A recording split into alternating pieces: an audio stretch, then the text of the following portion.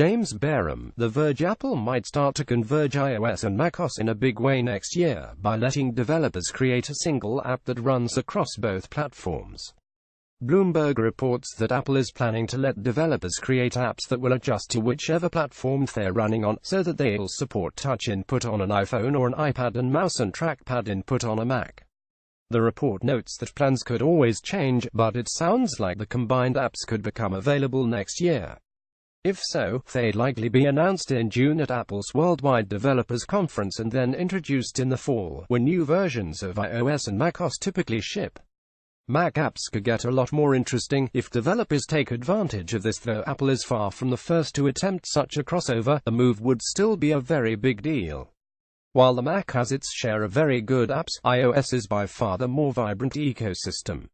By letting developers create for two platforms at once, Apple can potentially make it easier and faster for updates and new apps to arrive on the Mac.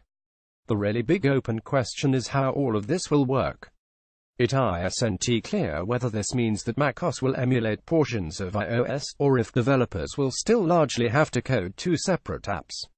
The closer the two platforms are, the easier it'll be for developers, but the bigger the risk of users on one platform getting an interface that feels like it was designed for other types of input. Microsoft has been trying this exact same thing with Universal Windows Platform apps for a while now, allowing developers to create apps that run across Windows phones, the Xbox HoloLens, and even the Surface Hub. This has had limited success, in part because there's always going to be one or more platforms that developers just don't care to serve. Google has started going down the same road, bringing Android apps over to Chrome OS.